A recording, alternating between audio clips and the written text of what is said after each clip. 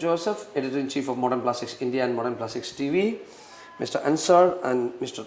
Mobin. We welcome you to Modern Plastics TV. Could you please tell us something about your association APRA and how it is working? APRA जो है हमारी पीछे 4 सालों से काम कर रही है और इसकी ज़रूरत हमें इसलिए लगी कि पीछे 20-25 सालों से वहाँ पर या उससे भी कहीं ज़्यादा सालों से वहाँ पर काम चल रहा था हमारे रिसाइकलर्स का, लेकिन बाहर तक हमारी आवाज़ नहीं पहुँच पा रही थी। इसलिए हम लोगों ने ये डिसीज़न लिया कि कोई एक हमारे पास एक ऐसा प्लेटफॉर्म होना चाहिए जिसके ज़रिए हम हमारी आवाज़ बाहर तक भी पहुँचा सकें, गवर्नमेंट तक भी पहुँचा सकें और आगे सेंटर तक भी पहुँचा सकें। इसलिए इसका हम लोगों ने फॉर्मेशन किया। आज हमारी एपरा जो है ग्राउंड लेवल से लेकर के आगे तक, यानी कि जो रेड पिकर्स हैं वहाँ से लेकर के जो हमारे मेंबर हैं, रेड पिकर से लेकर के मोल्डर तक ही हमारे मेंबर हैं। और ऑल इंडिया कितने मेंबर्स हैं आपकी एसोसिएशन में? इस वक्त हमारी एसोसिएशन में लगभग 800 मेंबर हो चुके हैं और मेंबरशिप हमारी ऑल इंडिया बेस पर लेवल पर चल रही है। यहाँ से दिल्ली से भी है, उत्तरांचल से भी हैं, महाराष्ट्र से भी हैं और बॉम्बे से भी हैं। आजकल जो प्लास्टिक बैन की जो मसला जो चल रहा है उसके बारे में आप क्या कहेंगे? प्लास्टिक बैन के बारे में जो मसला चल रहा है, ये बैन करना ये उसका हल नहीं है। एक्चुअली हर गवर्नमेंट को हम जैसे रिसाइकलर्स को बुलाना चाहिए, बैठाना चाहिए और पूछना चाहिए कि आप जो वेस्टेज जो आ रहा है इसके लिए आप लोग क्या कर रहे हैं, इसका हल आपके पास में क्या है। बहुत सारी चीज़ें ऐसी है कि जो कि रिसाइकल होती हैं और कुछ चीज़ें ऐसी जो रिसाइकल नहीं होती, लेकिन उसको भी दूसरे तरीके से यूज़ करने के लिए हमारे पास बहुत सारे आइडियाज़ हैं। सवाल इस चीज़ का है कि अगर किसी चीज़ को अगर बैन करते हैं तो बैन बिल्कुल भी उसका मसला हल नहीं होता है, क्योंकि अगर प्लास्टिक अगर हम बैन करते हैं तो उसके बाद में पेपर वगैरह यूज़ करेंगे, एनवायरनमेंट ख़राब होगा, हर चीज़ों में तकलीफ़ है। उसकी वजह से काफ़ी जाड़े कटेंगे, काफ़ी पेड़ वगैरह कटेंगे तो एनवायरनमेंट को तकलीफ़ आएगी पेपर वगैरह बनाने में। जबकि गवर्नमेंट का जो चीज़ें कहना है कि भाई प्लास्टिक से जो है ब्लॉकेज होता है, सब कुछ जो है नाले वगैरह बंद होते हैं, उनका कहना ठीक है, लेकिन इसमें कमी हम लोगों की नहीं है, प्लास्टिक वालों की कमी नहीं है, कमी गवर्नमेंट की है कि जो छोटे छोटे जो पाउचेस आते हैं गुटखा के या चॉकलेट के जो छोटे छोटे रैपर आते हैं, इन सब चीज़ों की कमी है जिसकी वजह से जाके जाम होता है। बाकी जो मेन प्लास्टिक बैग्स वगैरह जो होता है इसमें से जाम नहीं होता है। और कुछ चीज़ें जो ऐसी हैं कि जो एकदम हल्की से हल्की जो प्लास्टिक की थैलियाँ बनाई जाती है, गवर्नमेंट को अगर बैन करना है तो उस पर बैन करे कि उसका भाई उसको मोटी करके बनाई जाए और उन चीज़ों को जो चार्जेबल किया जाए ताकि जो लोग उसको लें तो उसका जो है सही यूज़ करें। उसको अगर पैसा देंगे वो लोग तो उस चीज़ को अपने पास संभालेंगे भी। वो हल नहीं है कि किसी चीज़ को बैन किया जाए। ये सिर्फ थैली या पेट बॉटल की ही बात नहीं है। जिन जिन चीज़ों पे गवर्नमेंट बैन लगाना चाहती है प्लास्टिक के ऊपर, वो शायद बैन को ही हल समझती है, लेकिन वो हल नहीं है। हम जैसे रिसाइकलरों के पास में शुरू से लेकर के आखिर तक हर चीज़ का हल है। गवर्नमेंट को गवर्नमेंट के लोगों को हमें बुलाना चाहिए, सामने आगे बुलाना चाहिए और हमसे बात करनी चाहिए। आपने गवर्नमेंट की तरफ अप्रोच करने की कोशिश किया है? बिल्कुल, कई बार हमने अप्रोच करने की कोशिश भी किया है और टोटल जो है हमने उसका बनाया भी है और बना करके आगे हमने भेजा भी है, लेकिन वो आज सामने से हमें कोई रिस्पांस नहीं आया। यहाँ तक कि मेक इन इंडिया के अंदर हम लोगों ने हमारे भरे भी थे, जिसमें 26-27 को कितने 27 लोग थे, 27 लोगों को समझो को वहाँ से अप्रूवल भी दिया, लेकिन उसके बाद में फिर आगे कोई बात उन लोगों ने बढ़ाया नहीं।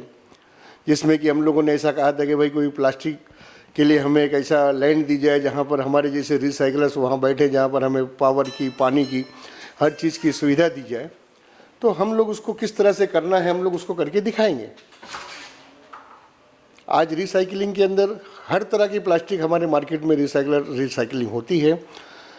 बड़ी बड़ी कंपनियों में तो इंजीनियर्स लगते हैं, लेकिन हमारी जो एसोसिएशन के अंदर जो हमारे मेंबर्स हैं, ये खुद जितने सेंस से, मतलब हाथ, आँख, नाक, कान, इनसे ही प्लास्टिक को हाथ पे पकड़कर, देखकर, सूंघकर, तोड़कर वो बता देते हैं कि ये कौन सी चीज़ है।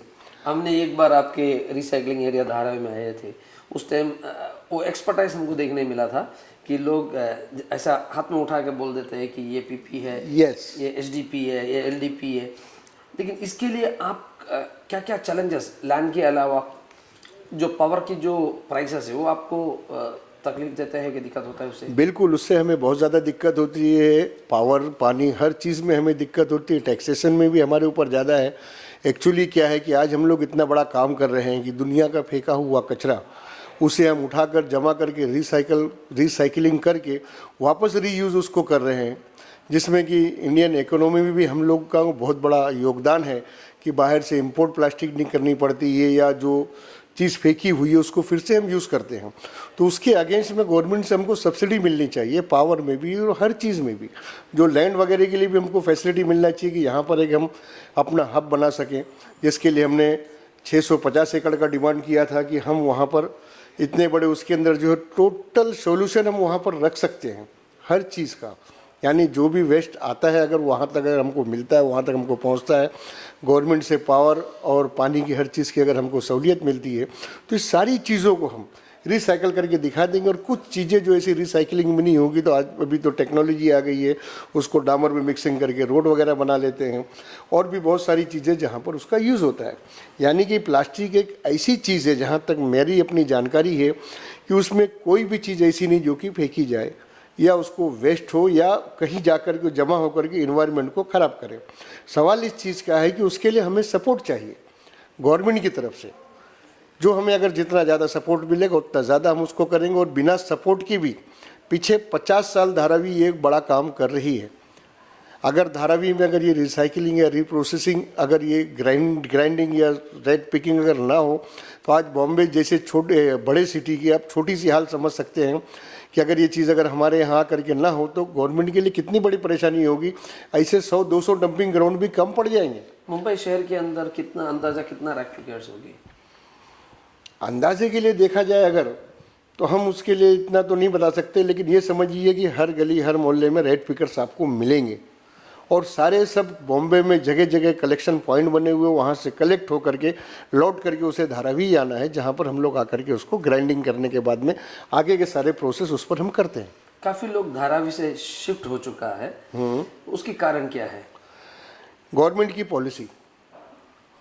जो शिफ्टिंग होने की जो सबसे बड़ा रीज़न है वो है पावर। जिस वक्त धारावी में मैंने पर्सनल खुद ने 1990 में पहली प्रोसेस मशीन डाला था, जबकि मैं इसके अंदर मैं ग्राइंडिंग में 1980 से कर रहा हूँ। लेकिन जब पहली प्रोसेस मशीन मैंने डाला था, उस वक्त ₹1.75 पर यूनिट पावर का रेट था। उसको बढ़ाते बढ़ाते आज 18 to 20 रुपीज़ कर दिया है। उसके ऊपर भी बहुत सारे उन्होंने कानून डाला है कि आपको ये पास कराना है, वो पास कराना है। और पावर का रेट इतना ज़्यादा होने की वजह से लोग यहाँ से शिफ्ट होकर के वसई गए। उस वक्त वसई में पावर का रेट जो है ₹4.5 था। यानी कि मैं बात कर रहा हूँ लगभग आपसे 2007-8 की लगभग बात कर रहा हूँ। आज वहाँ भी 11-12 रुपया है, लेकिन बॉम्बे से फिर भी ठीक है। लेकिन उसकी वजह से हमारा ट्रांसपोर्टेशन कॉस्ट बढ़ता है। वहाँ से जो भी बम्बई का जो भी कचरा जो वेस्ट जो हम लोग उठा करके लेके जाते हैं, तो ट्रांसपोर्ट वगैरह में हमें बहुत सारी तकलीफ़ें होती है और दिक्कत आती है।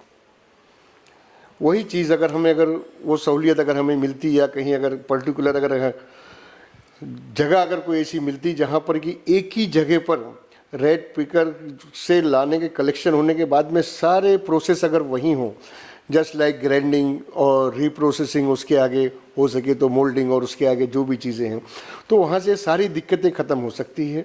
और मेन चीज़ तो मेरी गवर्नमेंट से यही एक रिक्वेस्ट है कि भाई हम लोगों का इंडियन इकोनॉमी में इतना बड़ा योगदान है, और कचरा वगैरह जो भी है अगर हम लोग साफ़ करते हैं तो गवर्नमेंट से हमको हर तरह से हमें उसकी सहूलियत चाहिए।